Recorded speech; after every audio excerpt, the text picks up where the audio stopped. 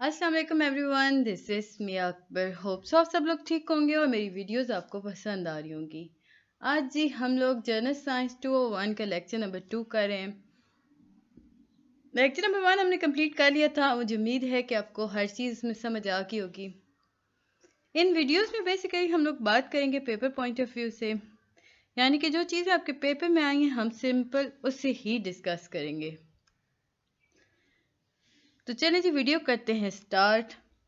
शुरू में हम लोग लेक्चर नंबर 1 में देख रहे थे नेचर ऑफ साइंटिफिक प्रैक्टिस और स्किल्स।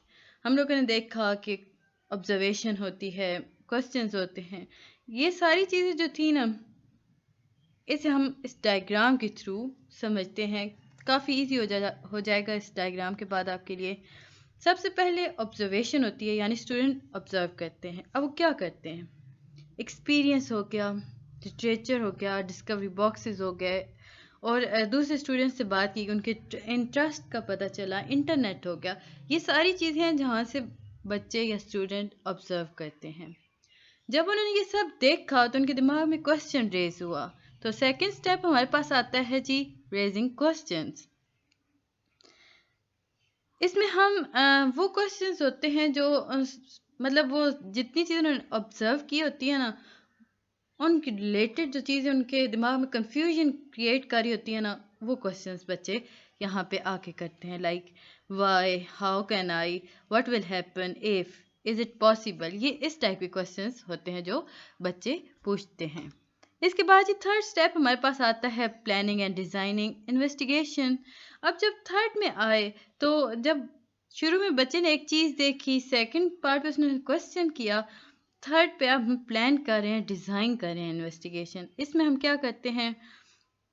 पहले हम देखेंगे वेरिएबल्स क्या हैं, फिर हम देखेंगे इसमें क्या चीज़ कांस्टेंट है, थर्ड वन हम इसी चीज़ में देखेंगे कि क्या चीज़ सेम रह सकती है, और उसके बाद हम वो कौन से स्टेप अपना सकते हैं जो इन क्वेश्चंस के आंसर हमें आसानी से दे दे।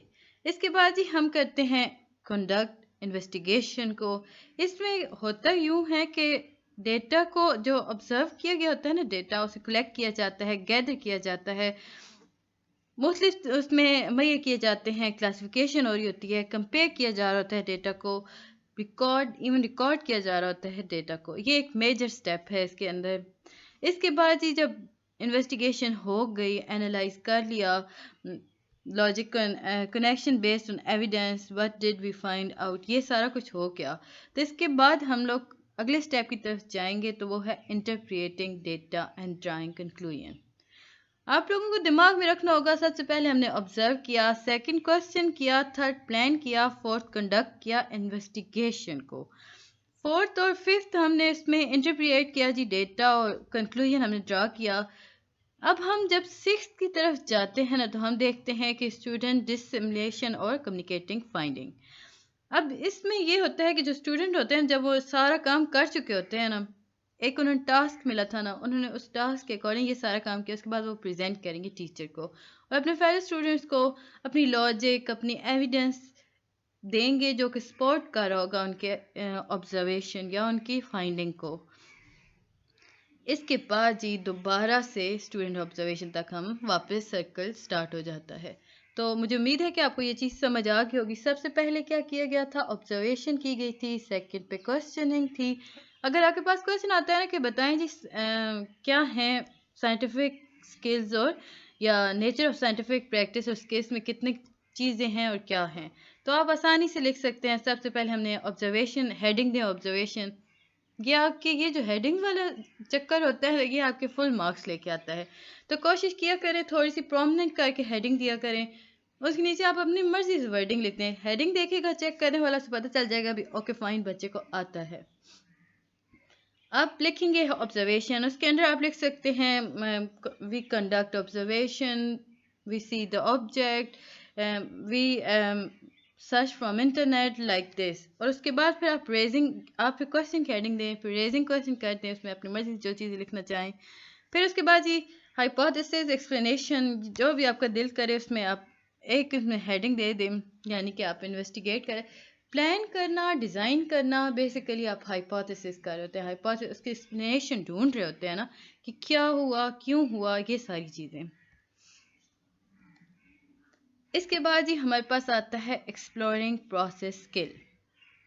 अगेन वही चीज़ें, आप लोगों को सिंपल सिंपल सिर्फ और सिर्फ दिमाग चलाना है, बाकी इसमें कुछ भी ऐसा नहीं है।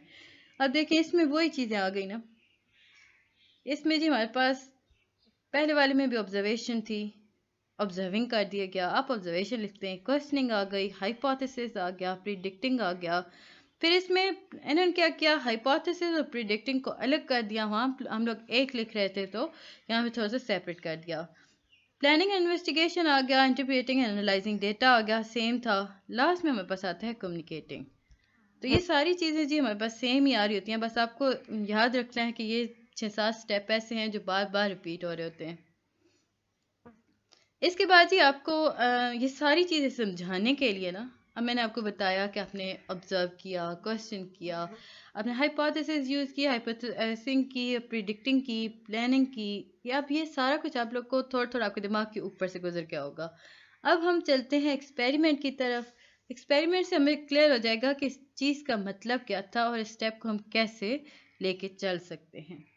पहला एक्सपेरिमेंट था कैंडल, बाकी सारे एक्सपेरिमेंट एक ही जैसे हैं तो हम एक ही एक्सपेरिमेंट को देखते जाएंगे।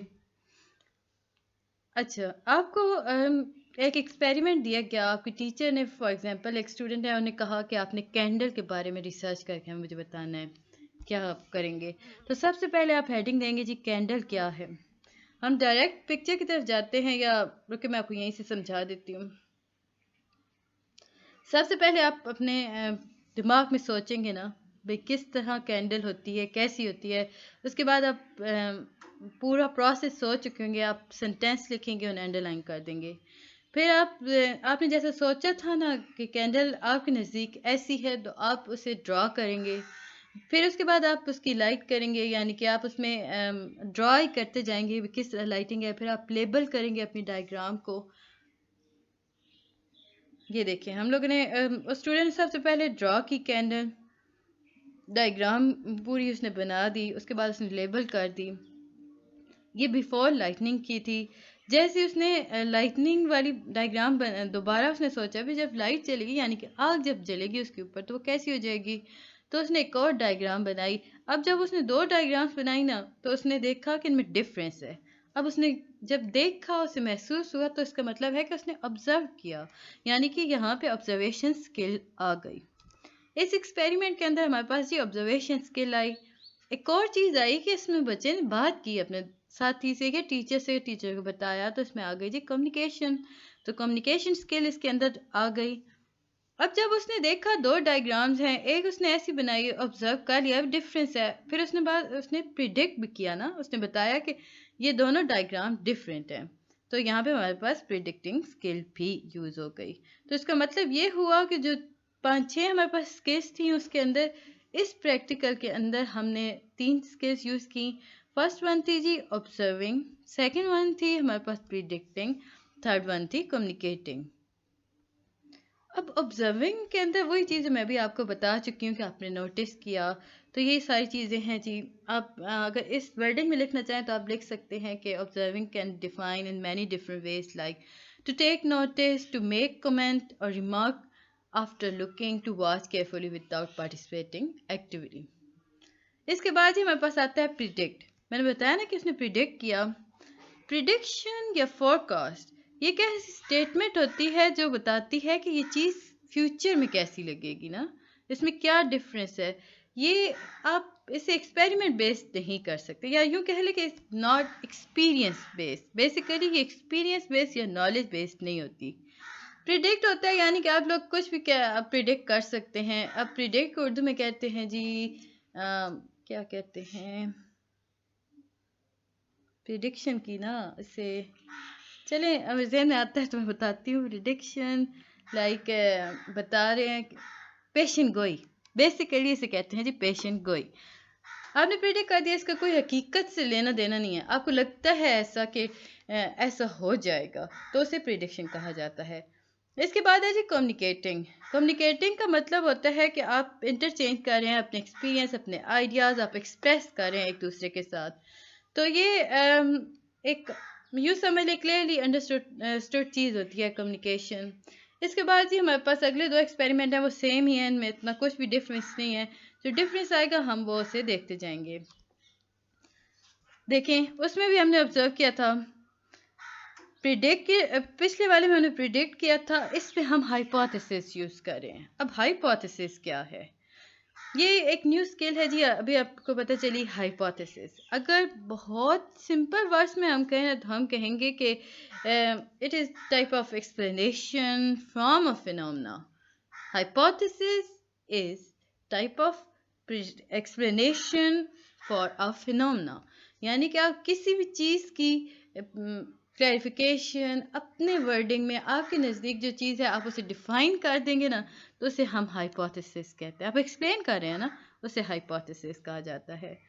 इसके बाद ही हमारे पास मिरर का एक था, बट ये सारे सेम हैं, इन्हें हम मतलब छोड़ देंगे। इसमें जो चीज़ आ रही थी इम्पोर्टेंट वो देख लेते हैं। इंटरप्रीटिंग। अब इंटरप्रिटेशन है क्या? इंटरप्रिटेशन बेसिकली ये वो एक्ट है जिसमें हम एक्सप्लेन करते हैं, रिफॉर्मिंग करते हैं, showing your understanding of something, यानी कि आप इसमें दूसरे को समझा रहे होते हैं और इससे बज़ाहिर लग ये रहा होता है कि आपको ये सारी चीज़ें समझ आ गई हैं।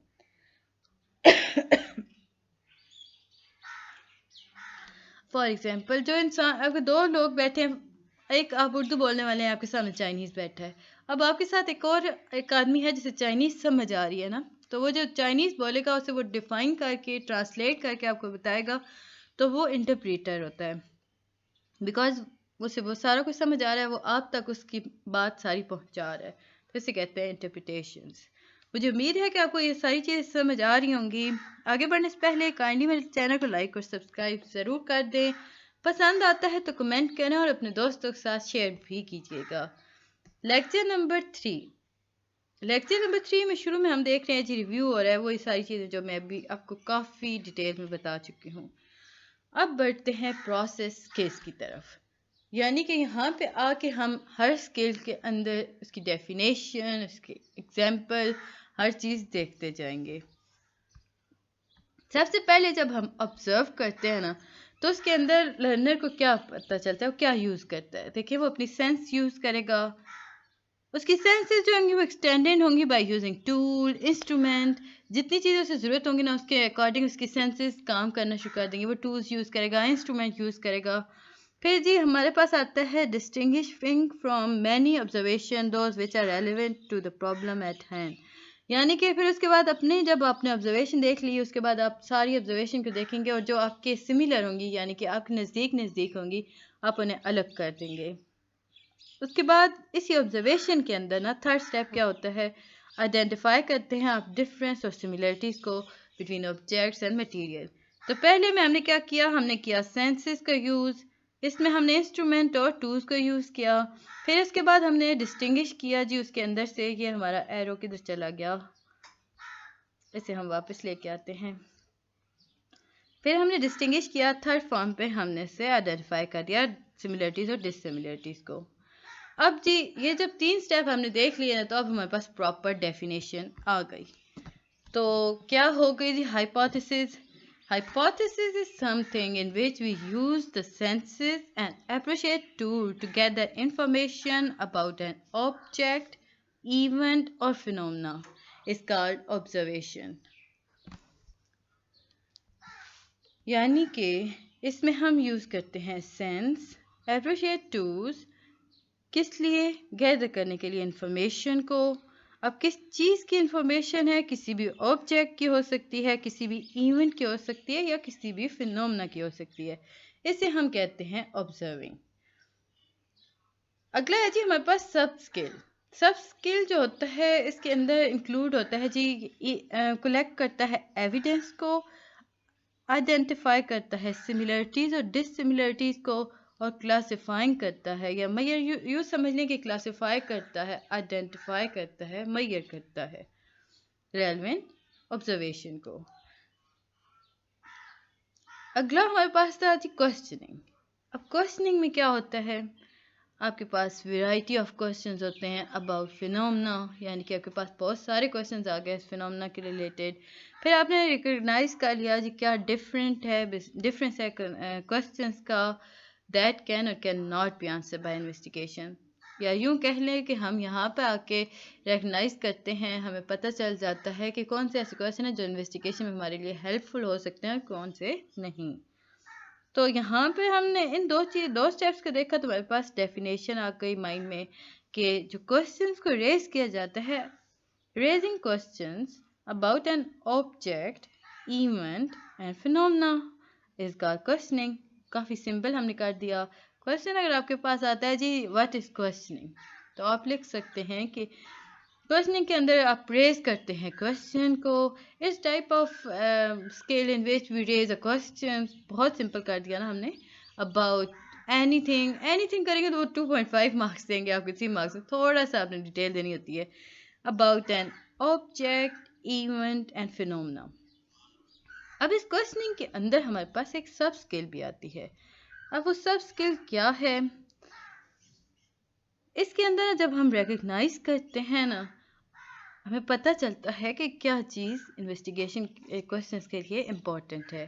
तो हमें यहाँ पे सजेशन भी मिल जाती है कि हम कैसे उन क्वेश्चंस को आंसर देंगे या ढूंढेंगे उनका आंसर, और कौन से क्वेश्चन नॉन इन्वेस्टिगेशन होते हैं. तो इस तरह हमें ये पता चला कि क्वेश्चनिंग के थ्रू हमारी सेंसेस काफ़ी ज़्यादा बेहतर डेवलप हो जाती हैं.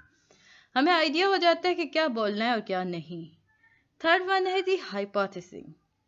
हाइपोथेसिस जो होता है ना, वो ये एक ऐसा प्रोसेस है जिसके अंदर आप एक्सप्लेन करते हैं एविडेंस को, अपने आइडियाज़ को, अपने एक्सपीरियंस बेस्ड आइडियाज़ को. प्रॉपर वर्डिंग अगर हम देखेंगे तो हम लिखेंगे कि attempting to give explanation which are constant with evidence और with ideas from prior experiences. Predicting. अगर आपको मेरी वीडियो पसंद आ रही है तो सब्सक्राइब ज़रूर कीजिएगा और अपने दोस्तों के साथ लाजमी शेयर कीजिएगा और उन्हें भी कहिएगा कि मेरे चैनल को सब्सक्राइब करें. गाइस, आप लोग देख लेते हैं और लाइक बटन तो प्रेस करते ही नहीं हो. प्लीज़ कर दिया करो. अगर नहीं पसंद आई तो डिसलाइक करो, कुछ तो किया करो. बस आया देखा और किया. तो काइंडली लाइक बटन को भी प्रेस किया करें. प्रिडिक्टिंग. अब हम जा रहे हैं जब प्रिडिक्टिंग के अंदर, तो हम देखेंगे कि प्रिडिक्टिंग के अंदर लर्नर क्या लर्न करता है. इसमें जी वो यूज़ करता है एविडेंस को, जो एक्सपीरियंस में, मतलब यूँ समझ लें कि जो चीज़ उसने टेस्ट की उसके बाद उसके पास जो एक्सपीरियंस आया उसमें से जो उसने एविडेंस निकाले उसका यूज़ करता है प्रिडिक्शन के अंदर. या यूँ कह लें कि ये हाइपोथेसिस की एक्सप्लेनेशन होती है कि फ्यूचर में क्या इवेंट होने वाले हैं. ये सारे प्रिडिक्शन में आते हैं. तो अब प्रॉपर इसकी डेफिनेशन अगर हम देखेंगे ना, forecasting the outcome of a specific future event based on a pattern of evidence or hypothesis. Hypothesis like explanation. A prediction based on a hypothesis can be used in planning a test for that hypothesis. याद रखें, prediction कभी भी white gas नहीं होती. अब through prediction हमारे पास कौन सी skill develop हो गई, यानी सब स्किल क्या थी. इसके थ्रू हमें पता चला कि प्रिडिक्शन इस type in term of pattern in the evidence. ये यानी यूँ कह लें कि ये जस्टिफाई करता है कि जो प्रिडिक्शन है वो पैटर्न होता है ना एविडेंस का. जब हम प्रिडिक्ट कर लेते हैं तो हम टेस्ट करते हैं हाइपोथेसिस को. प्लानिंग एंड इन्वेस्टिगेशन के अंदर अगर हम देखते हैं तो इसमें हम डिज़ाइन करते हैं इन्वेस्टिगेशन को, जिसके अंदर हमारे पास आता है जी procedure to collect reliable data. इस पे हमारे पास आता है जी planning include devising a way to test hypothesis. यानी कि हमें वो रास्ता बताता है कि किस तरह अपने हाइपोथेसिस को टेस्ट करना है. हम इसमें आइडेंटिफाई और कंट्रोल कर सकते हैं. यहाँ पे हमें एग्जांपल दी गई थी कि deciding to put a teaspoon of salt on one ice cube, a teaspoon of sugar, another identical ice cube, setting them side by side and observing their relative melting rates in order to determine if one melts faster than the other. यहाँ पे हमें example दी गई कि आपके पास 2 ice cube हैं. एक पर आपने 1 टेबलस्पून सॉल्ट डाला, दूसरे पर आपने 1 टेबलस्पून शुगर डाली.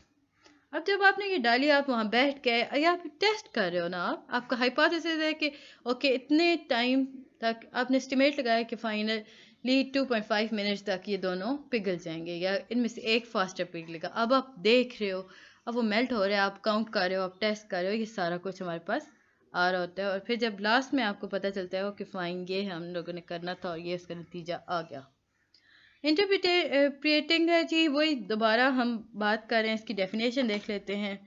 यानी कि ये लाइक आप इसमें डिस्कस करते हैं, आप देखते हैं कि इनिशियल क्वेश्चन का क्या रिलेशन हो सकता है इसके साथ। इसमें आप पैटर्न्स को और ट्रेंड को आइडेंटिफाई कर रहे होते हैं, आप मेजरमेंट कर रहे होते हैं, नोटिस कर रहे होते हैं रिलेटेड चेंजेस को।